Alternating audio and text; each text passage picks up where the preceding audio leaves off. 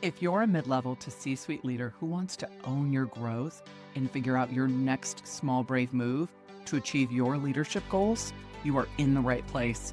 Welcome to the Small Brave Moves podcast, a weekly deep dive on how to be braver in leadership and in life for exceptional results. I'm your host, Nicole Bianchi, best-selling author, certified master executive coach, NSA certified speaking professional, chief bravery officer, and tough talk expert. If you're ready to become a better, braver, and more authentic leader, let's dive in. Welcome back to the Small Brave Moves podcast. Today's episode is all about brave leadership decisions in the moments of uncertainty and what it really takes to step into your worth, trust your vision, and lead others along the way. I'm excited to welcome Maggie Seng Sadowsky, a food scientist and strategist who's transforming commodities into high-value food categories and leading the movement to position beans as the next superfood. Maggie has developed more than 100 CPG products with companies like Conagra, Kellogg, and Beyond Meat, and is now the founder of 8 Track Foods, where she's reimagining how we think about simple, powerful ingredients. In this conversation, Maggie shares a defining moment where she made a bold ask, doubling a consulting offer, and how that single decision reshaped her confidence and identity as a leader. We talk about negotiation, building a business from the ground up, the tension between vision and execution, and the hard leadership lessons that come with scaling something so meaningful. This episode is a powerful reminder that the small, brave moves, asking for more, slowing down, and using your voice can completely change your trajectory. Here's my brave conversation with Maggie Seng Sadowsky. Maggie, it is so amazing to have you here today. Our history goes way back. And so to watch you on this journey of building a business from, I probably hired you when you were an associate food tech at Conagra Foods. Is that accurate? Yeah, I think I was senior food tech. Yep. So it's been so rewarding watching you grow and just build something so special. So welcome to the show, Maggie. Thank you so much for having me. I have equal respect for you. Absolutely. Well, let's start here, Maggie. You have so many good stories. I want to start with this one because I think this moment says a lot about really who you are as a leader. So you shared with me you were offered a consulting deal, and instead of accepting it, you pushed back and said, double it. Now, most people wouldn't do that, especially in that moment. So take me back there about what was actually going through your head when that happened. It feels incredibly vivid right now. It was one of my very first large company contracts, merger and acquisition level. And I just remember thinking, this is a big ask of me. And I knew I was the only person really suited for the position. Yeah. And when they first put forth the offer, it was in line with probably what people's standards are around what that job would look like or what the position would look like if you were embedded in the company. But I was a consultant and I was taking a lot more risk. Mm-hmm. And I just remember thinking, take a deep breath and you're going to do something totally insane.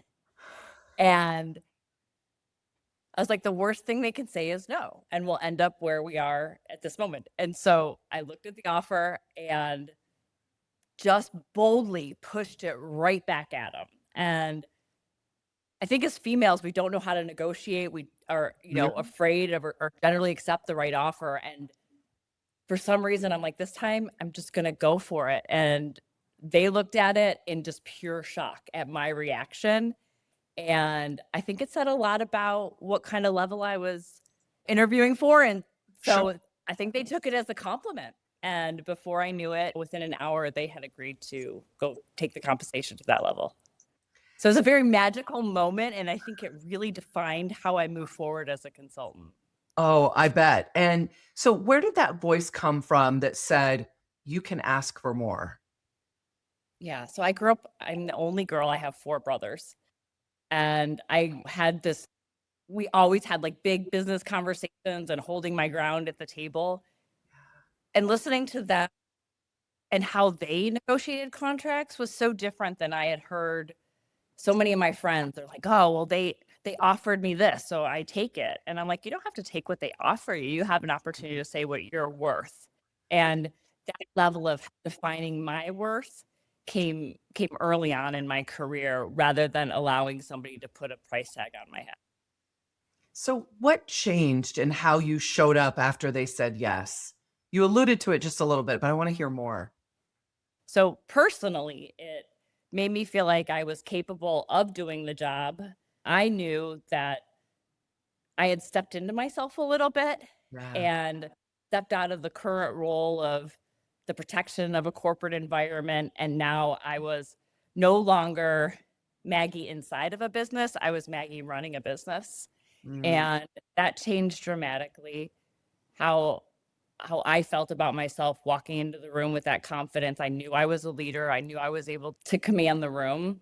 yeah. And then externally, I think if they're paying me a lot of money, Yeah. they also value me more because they're taking a risk on the outcome and the input that I'm putting into the role. And it's such a great example of if you don't advocate for yourself, who else? You can't rely on other people to do that for yourself. We have to learn that to do that and make that brave ask. And it's wild how one moment like this doesn't change just your paycheck, but it actually changes your identity, right? Yeah. And I always feel like it can, because we can close the pay gap if we start asking for more.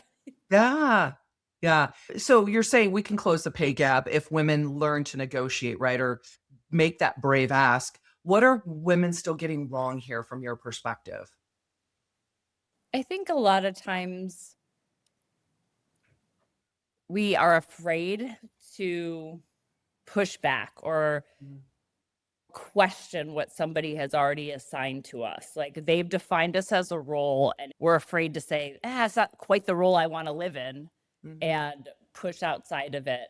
I don't want to speak for all women, but I know that I personally am a pleaser. And so I want to take the pleasing answer and make them be compliant. Yeah. And but knowing that how you show up as a leader, that's very different. I don't want to be compliant. I want to help drive things forward and build that momentum. And so I do think teaching women that even though a no is okay too, Yes. like then you have the choice, like they already made you one offer, so they can't go back on it. Right. Right. Right.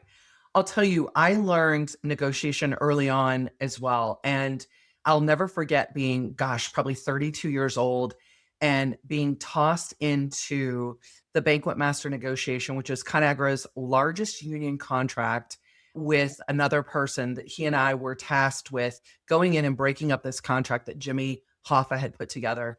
And I never learned so much about negotiation techniques, tactics, advocating for yourself than I did from sitting across the table from a Teamsters person, a UFCW. And I felt like it was like I got my PhD in negotiations, right? And being braver and bolder in making asks. And that helped shape really be advocating more for myself going forward. Where had I not had that experience or that opportunity, I'm not sure I would have learned it as quick. So I think you're exactly right. And what's on my mind right now is for all the women listening, what's one sentence that every woman should practice before walking into any sort of a negotiation? I would say the one sentence that you really want to just start to tell yourself, and that it is business versus personal. So Love no matter what they say to you, it is not a reflection back on you. It is purely a business it. decision. Mhm. And you can remove yourself from that. It allows you not to feel like it makes you shrink. You don't want to curl back into yourself because somebody told you less than you had in your mind. And so when I teach women how to do negotiations, I always say, think of a magic number. Like I Yeah. want to think of the most beautiful magic number, and that's the place you start negotiating. So if they come to you with your magic number, that's great. See if you can go higher. But if not, you better be ready to fight for the magic number, because anytime you go below that, you're going to be disappointed. So the best thing you could just constantly tell yourself before you walk in that room, it is not a reflection of you. It is a reflection of the work that you do, and you're worth Mm. more. Yeah, I love that. I you said it so well. I know when, especially earlier on in running my business, when I said yes to opportunities that paid a lot less, or maybe the client wasn't aligned, but I said yes because of the people pleasing side. Like, well, I want to take care of them. I want to make sure they get what they need. I remember that it impacted my energy throughout the entire engagement. And so getting so clear on what you're worth, right? Who you best align with so that you can do your best work. And I think a lot of times we compromise those. 100%. And yes, I think you just said it very eloquently as well. I Oh, think all women need to learn how to negotiate. It's just a yes. skill set that we need to learn and hone. I mean, I can still do better too. Yeah, it translates directly to our home. I'll tell you, after I had that whole negotiation experience, I'll never forget walking into a car dealership, and we were gonna upgrade my car at the time, and my husband took a run at it, and he just doesn't have he wasn't trained at it. And I asked him after about 10 minutes, I said, "Hey, let me take a run at this. I got something." And literally within 20 minutes, I was below the deal that we knew we wanted. We had successfully accomplished all of our goals and then some. And after that point, it was so funny because I was like, I knew I had it inside of me and I just needed to try it. After that point, when we walked out, he goes, "From now on, you negotiate homes, vehicles, all the big purchases. You're in charge of negotiating that." And I was like, whoa, that's a lot of pressure. But yep, I'm here for it. It was a great example of like, I built up the expertise to be able to confidently do it in a way that would benefit us both. Yeah, and it's empowering. And when Yes. you do it effectively, everybody wins Yes. and Yes. it feels good and everyone walks away happy. I love it. So, Maggie, you said something that I think a lot of high performers, especially high performing leaders, struggle with, that you see the end vision so clearly, but sometimes skip the middle. So, what does that look like when it goes wrong? Oh, it's so many times. And it was funny You're because not I've alone. taken like I have like I see it and I see all the pieces go into place and I just assume that everyone sees those steps with me. So it has gone wrong on more occasions than I admit. And the other part to that too is that I know my personality doesn't like to be told all the steps that's going to go into it. I like knowing the goal and then I like figuring out the steps. But Yeah. I have had on many occasions employees that get lost. I'll see them sitting and not knowing what to do, and they're like, "Maggie, like, that vision is so far ahead of what am I supposed to do today?" Like, it's almost paralysis for Yeah. the team, and I find it, like, exhilarating and exciting, and they're like, "I have no idea how to get to that point." So,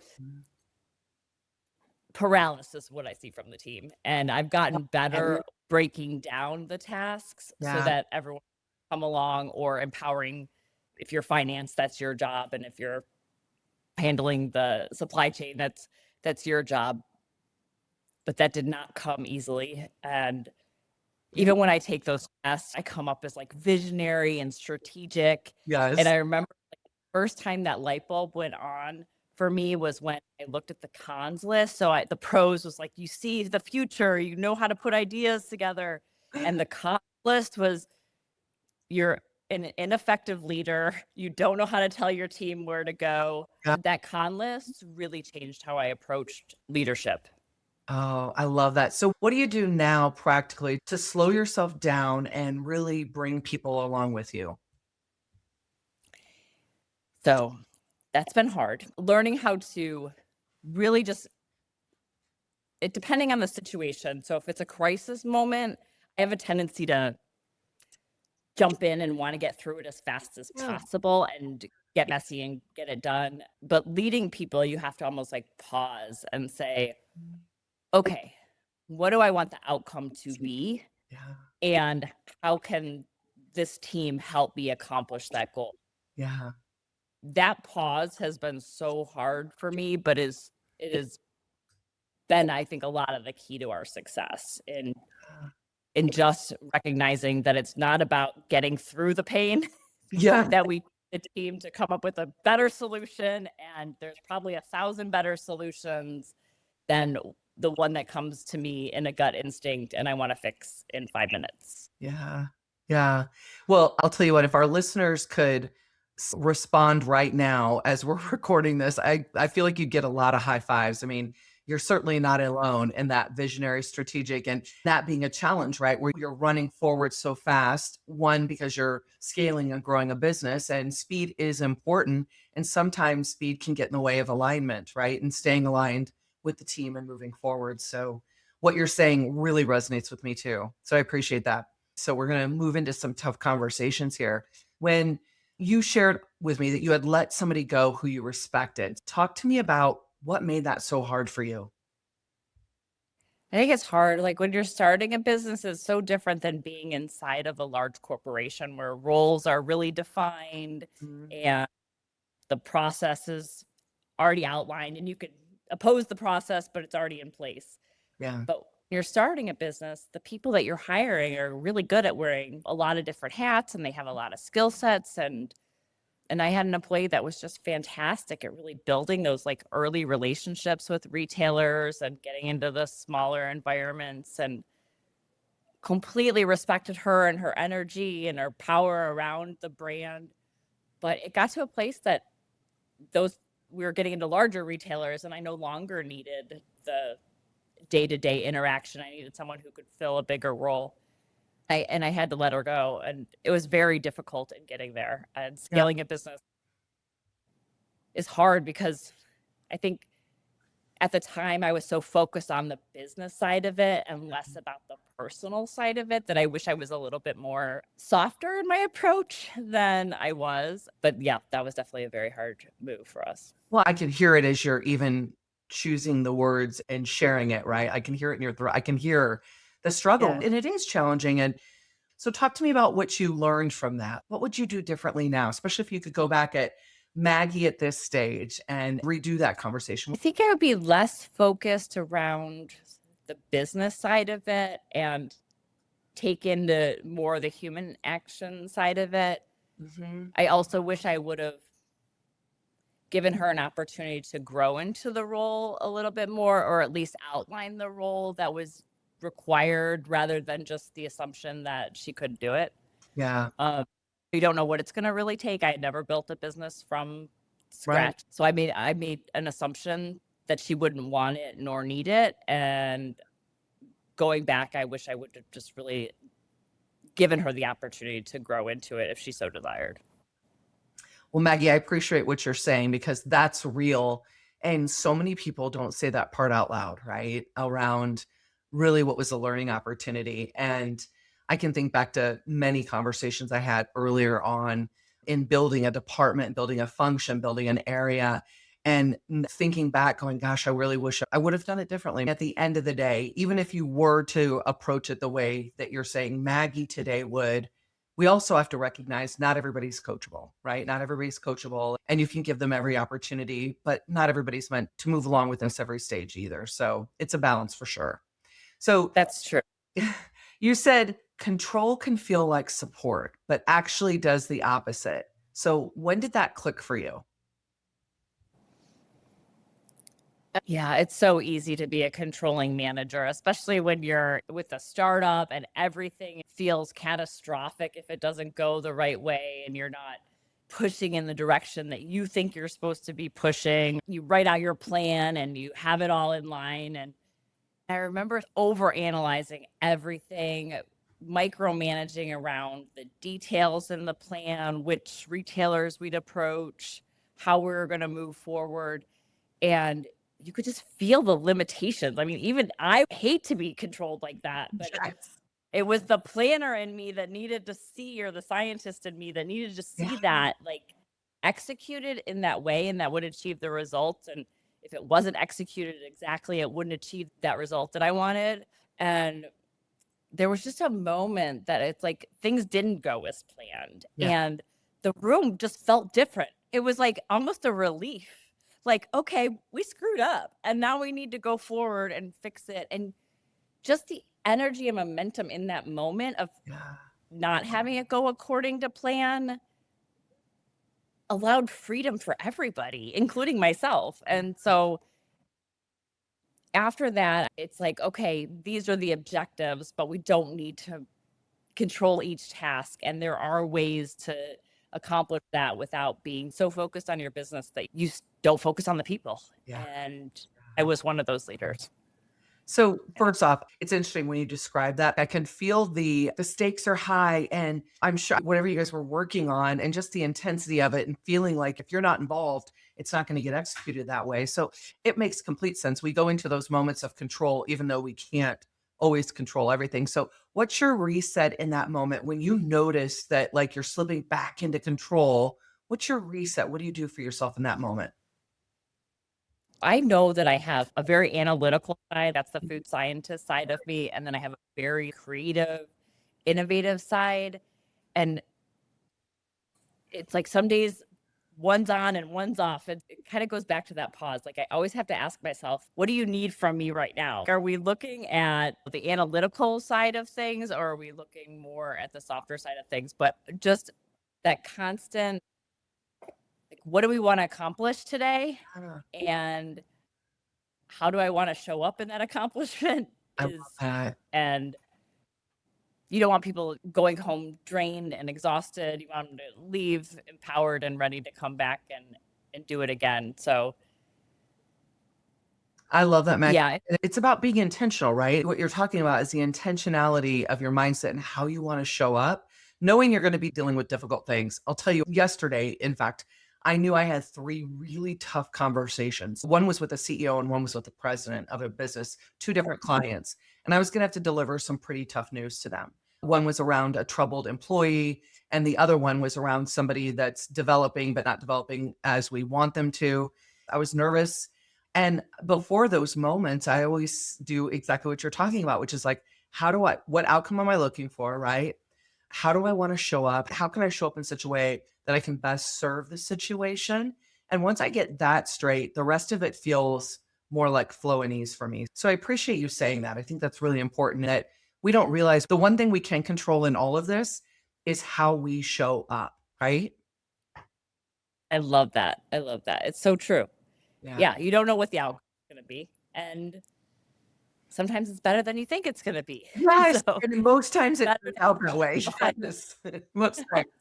So you've already made so many brave moves that I am just so impressed. Like I just feel like I'm this cheerleader on the sidelines, just going like, "Go, Maggie, go!" But you've also said that there's some that you haven't fully stepped into yet, like sharing your ideas more, speaking on stages, and maybe even a book, right? So, talk to me about if we fast forward 1 year and you don't take any of those steps, maybe you don't speak more, maybe you don't share your ideas, you don't write the book. What's the cost to you by not doing those things? when I started this, everyone kind of laughed at me. It's like, oh, you're starting a bean company. Like you're the most creative person in the food industry. You know so much about plant proteins. And when I started the company, I shrunk a little bit. I was like, oh, I run a bean company, and it made the work that I was doing feel small. When Mm, the more I have been in it, I'm like, I don't run a bean company. I'm literally changing the narrative of how we talk about food, how we add value to commodities and simple, unprocessed foods. And when I show up in that conversation, I feel better. I feel proud of what we're doing. And it led me to this place that said, I need to talk about this more. Like I bet my life on this business. And now I want to share that knowledge and benefits of all the amazing work we're doing with the food and how it's grown and simple processing and simple ingredients and how it can impact other people's lives. If I don't do that, if I don't let these words outside of me, I'm just going to be the bean lady. That's what I'm like. And I don't want to just live in that moment. I want to be Lady Bean. I don't want to be the bean lady. Queen So bean, I queen there's bean, the queen. yeah, the queen bee. But I just feel like it's time for everyone to see, like, how did you end up with Yeah. a bean company and why did you risk it all to do it? And I think there's a huge cost in not opening my mouth and sharing nearly 30 years of food industry experience. So now talk to us about what becomes possible if you step into this and you share your ideas, you're speaking on more stages, you're writing a book. What becomes possible if you do? I started the food industry saying that I wanted to change our food supply. And that was like the young, doughy-eyed Maggie. And I've done a lot in the middle, and now I feel like that's what I've done, and that mission hasn't changed from the day I started. And by writing a book or sharing it on stage, I think it could be more impactful for other people to take those ideas and run with them in ways that I haven't. But if I continue to protect it like a brand, it's not going to flourish as much as the ideas can't flourish as big as they need to go. Yeah. Oh, I love this. And I'll tell you what, we said in a year, so I can't wait. We'll have to do a podcast update, a little accountability for Maggie on in a year, we're going to hear about these moves she's making. And I will be cheering you on so loud as you step into this next phase of you. So if you could give one piece of advice, one small, brave move that a leader listening to this podcast could make this week that could make a difference in their lives based on everything we've talked about. Just know that you are not defined by the worth of the other people, and you can be what you want to be. It sounds so trite and cliche, but you have the power to mold your future and how you show up in it. And it is these small, brave moves. And just to say, Nicole, you are an inspiration. Watching you step into yourself has just been an amazing journey. And so I think all of us women together should share in this empowerment and know that we all can support each other and learn from each other. Oh, I love that. I love that. Okay. I know we're going to put some information in the show notes, but how can we support 8-Track Foods and you as you grow this business? Yeah, so our website is 8trackfoods.com, and there you can find our store locator or where you can find our products. Or we would love to have you follow us on Instagram at 8_trackfoods. Amazing. I know everybody will be cheering you on. So Maggie, thank you for such a deep conversation today. I appreciate you sharing your learnings as you navigate this journey. So many times on the outside, when people look at our Instagram or our website, they're like, oh, they've got it all. It's perfect. They've got it all together, but the journey's messy, right? And we know that. So being able to share that with others will definitely inspire some bravery in other leaders that are trying to make their own brave moves. So thank you so much for joining me today. Thank you so much for having me. And yes, I really appreciate what you're doing and happy to be here. Thank you for joining me for this episode of the Small Brave Moves podcast. If you're wanting to take this work even deeper, I'm here to help. From engaging in inspirational keynote speeches to transformational coaching and workshops for leaders and teams, page-turning books, online courses, and enlightening leadership development retreats. There are so many ways that we can work together to take your leadership to the next level. For more information, check out the show notes, and let's do this together, one small brave move at a time. See you next week.